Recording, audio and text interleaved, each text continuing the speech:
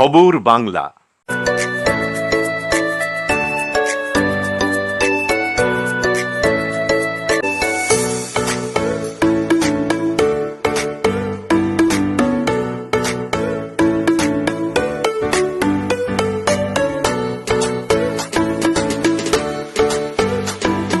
ভোজনালয়, Searsole Rajbari, Raniganj. Mobile number 9475505861।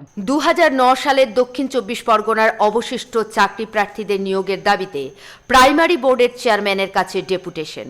2009 সালে দক্ষিণ চব্বিশ পরগনায় মোট চাকরি প্রার্থী ছিল 1834 জন। এদের মধ্যে এম প্যানেলের প্রার্থী ছিলেন 1506 জন, অতিরিক্ত ছিল 328 জন এবং দিল্লিতে কলকাতা হাইকোর্টের নির্দেশ ছিল অবশিষ্ট 5% অর্থাৎ 92 জন। মোট হয় 420 জন। এই 420 জনের নিয়োগের দাবিতে আজ ডায়মন্ড হারবার স্টেশন থেকে ডিপিএসসির অফিস পর্যন্ত মিছিল করে যান চাকরি প্রার্থীরা।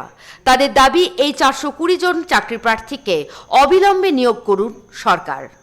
1534-এর পূর্ণাঙ্গ প্যানেল গত বছর নভেম্বর মাসে 2022-এ 1506-এর প্যানেল বেরিয়েছে, বাকি প্যানেলটা বেরোয়নি। আমরা এর আগে যখন এসেছি চেয়ারম্যানের সাথে দেখা করেছি, ওনাকে বলেছি যে আপনার বাকি প্যানেলটা বার করার জন্য আমাদের ডিভিশন বেঞ্চের অর্ডার আছে। উনি সেই অর্ডারটা মানলেন না। আগের চেয়ারম্যান যা করে গেছেন আমরা তো সেসব বুঝবো না। এখন উনি ওই পদে আছেন, এখন ওনাকে ওই দায়িত্বটা নিতে হবে, নিয়ে বাকি প্যানেলটা প্রকাশ করতে হবে। এই দাবিতে আজকে আমরা এসেছি এবং ওনার সাথে আমরা যতক্ষণ না দেখা করতে পারছি ওনার জন্য আমরা আজকে এখানে অপেক্ষা করব। উনি আসুন, আমাদের সাথে দেখা করুন, কথা বলুন, আমরা আজকে সদুত্তর নিয়ে তবে বাড়ি যাব। এবং প্যানেলটা আমাদের চাই, বাকি প্যানেলটা আমাদের চাই, যেখানে ডিভিশন বেঞ্চের অর্ডারটা আমাদের কাছে আছে। আমাদের তো সরকার চাকরি দেবেন না বলেই ভেবে রেখেছেন, সেই জন্য আমাদেরকে এমনিতেও রাস্তা দেখিয়ে দিয়েছেন অনেক রকমের। যেমন এই চপ মুড়ি বিক্রি করতে বলছেন, তারপরে চা বিক্রি করতে বলছেন। তো আমরা এই পেশাটা একবার অবলম্বন করে দেখি যে কত টাকা করে ইনকাম হচ্ছে আমাদের পার ডে, সেটা গিয়ে হিসেব দেখিয়ে দিয়ে আসি। তারপরে বলবো যে আমাদের চাকরিটা লাগবে কি লাগবে না।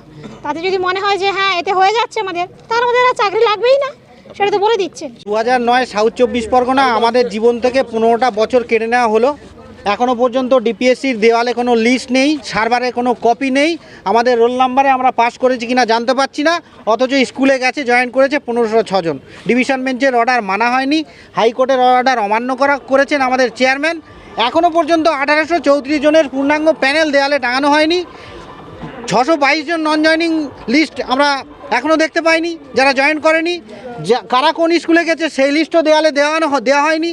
প্যানেলে কোনো অ্যাড্রেস নেই, কোনো ঠিকানা নেই যে কে কোন স্কুলে গেছে।